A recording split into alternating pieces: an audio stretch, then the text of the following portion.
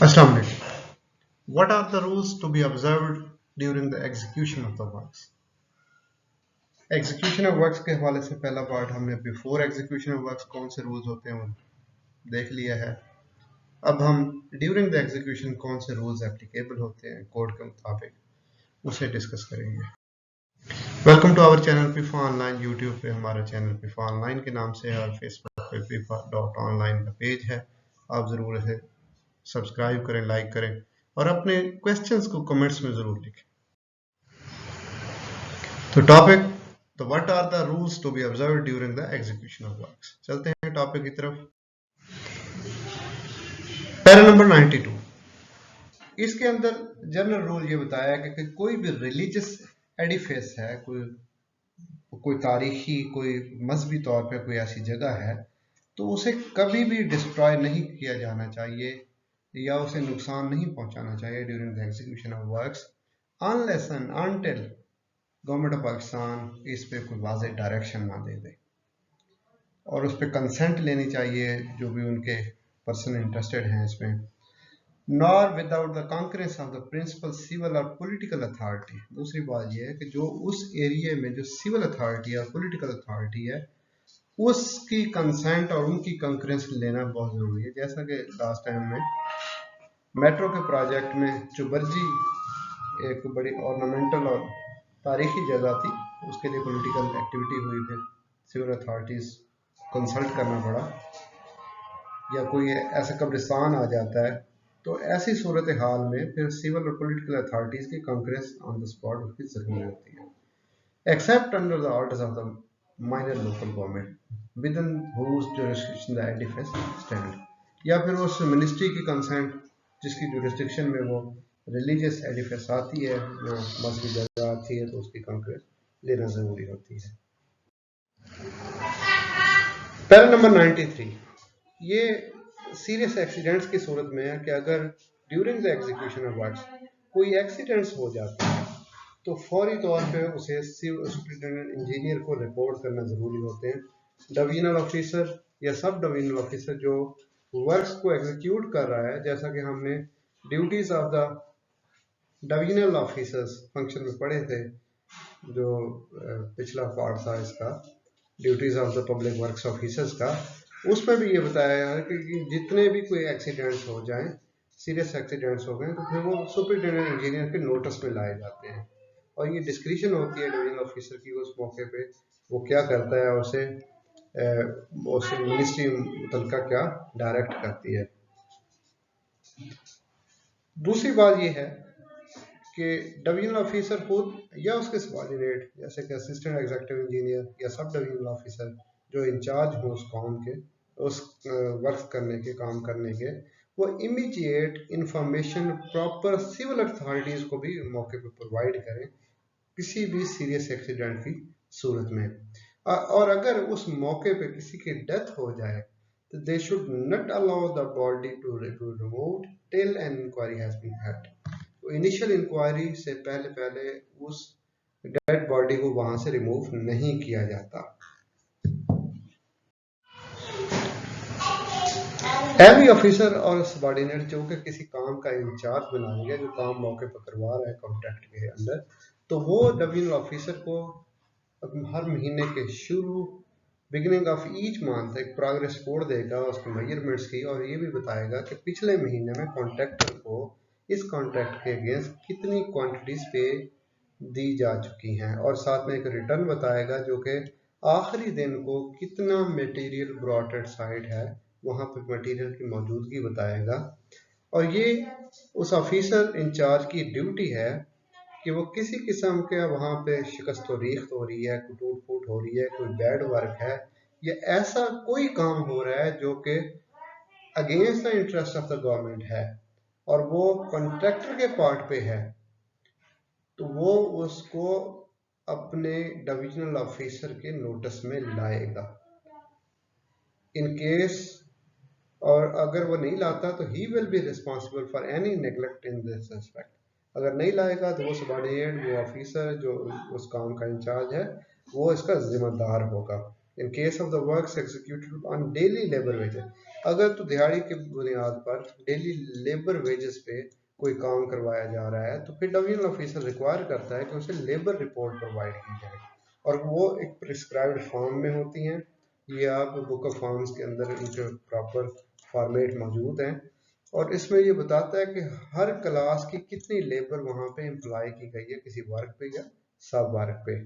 और ये उसे इंटरवल पे जैसा जैसा वो डिवीजनल ऑफिसर डायरेक्ट करता है तो ये लेबर रिपोर्ट उसे प्रोवाइड डिवीजनल ऑफिसर को प्रोवाइड की जाती है। डिवीजनल ऑफिसर को स्ट्रिक्टली प्रोहिबिट किया गया है कि उस वक्त तक कोई काम ना करे, उस वक्त तक पब्लिक फंड से कोई खर्च ना करे जब तक कॉम्पिटेंट अथॉरिटी उसकी सैंक्शन न दे दे।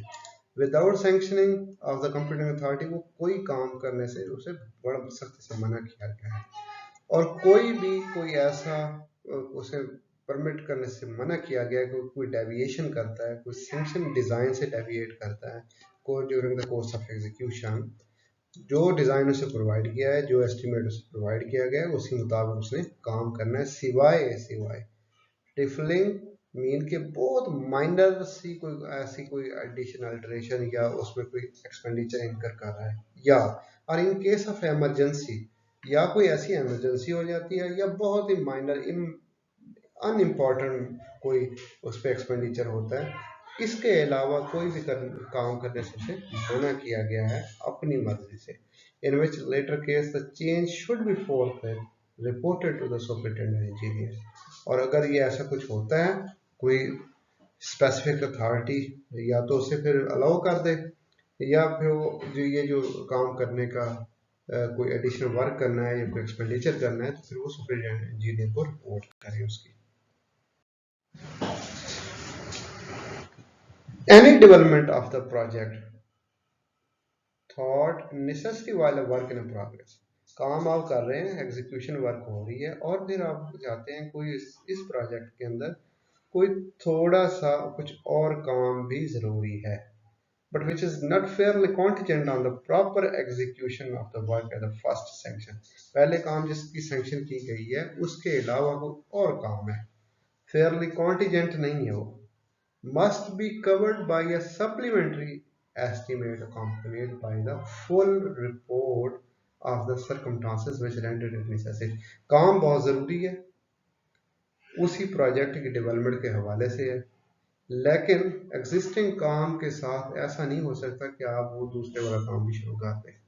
उसके लिए क्या किया जाएगा कि आप सप्लीमेंट्री एस्टीमेट की सैंक्शन लेंगे और ये रिपोर्ट सुपरिटेंडेंट इंजीनियर को भेजेंगे।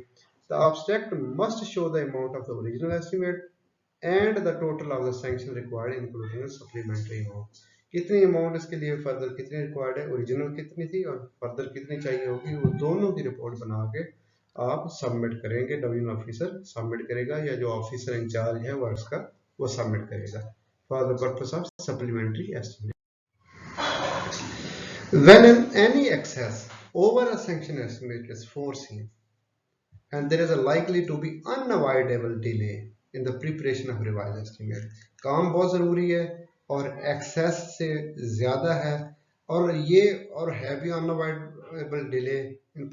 और उसमें देखते हैं कि रिवाइज एस्टिमेट बनाने में बहुत टाइम लगेगा, तो ऐसी सूरत में an immediate report of the circumstances should be made to the authority whose sanction will ultimately be required, अगर सैंक्शन सुपरिटेंडेंट इंजीनियर की चाहिए तो उसे भेजी जाएगी, चीफ इंजीनियर की चाहिए तो उसे भेजी जाएगी, वो रिपोर्ट से दी जाएगी कि ये काम लाजिम है और ये फोरसीन है, तो लेकिन उसमें अनअवॉइडेबल डिले था, तो उस सैंक्शन जो सैंक्शनिंग अथॉरिटी उसे ये रिपोर्ट भेजी। When a revise estimate is submitted it must be accompanied by a statement comparing it with the latest existing section। जब रिवाइज एस्टिमेट की बात आएगी तो फिर ये होगा कि जो पहला सैंक्शनिंग की गई थी एस्टिमेट की गई थी जिस कंपनी अथॉरिटी के, उसके साथ ही आपने ये भी बताना है कि अब तक की प्रोग्रेस ऑफ वर्क क्या है और जिस डेट को आप सबमिट करें उस दिन तक की प्रोग्रेस को भी साथ भेजेंगे। Para number 98. When excess occur at such an advanced period in the construction of work as to render the submission of a revised estimate purposeless अब रिवाइज एस्टिमेट भेजना फजूल है, पर्पसलेस हो गया है। तो ऐसी सूरत में the excesses if beyond the power of the division officer to pass may be explained in a completion report or statement prepared under the rules 99। तो फिर ऐसी सूरत में डिवीजनल ऑफिसर को ये रिक्वायर्ड है कि वो इसे एक्सप्लेन करे अपनी कंप्लीशन रिपोर्ट में। और जैसा कि ये पैरा 98 और 99 से कंप्लीशन ऑफ वर्क के रूल्स शुरू हो जाएंगे। तो आगे हम देखेंगे, नेक्स्ट इस लेक्चर में देखेंगे कि 99 के तहत कंप्लीशन रिपोर्ट क्या होती है। तो इसमें यही कहा गया the excesses if beyond the power of the divisional officer to pass, उसकी लिमिट से बाहर है, उसे पास करने से may be explain in a completion report of statement. तो फिर वो कंप्लीशन रिपोर्ट जो बनाई जाती है, कंप्लीशन स्टेटमेंट बनाई जाती है, उसके अंदर ये एक्सप्लेनेशन लिखी जाती है। मजीद डिटेल हम पैरा 99 जब आएगा नेक्स्ट लेक्चर में तो उसमें देखेंगे। तो देखते रहें, इसका भी नेक्स्ट पार्ट बनाएंगे हम, जिसमें आफ्टर कंप्लीशन ऑफ वर्क्स क्या। Thank you for watching. If online public works department code का ये थ्योरी पार्ट है।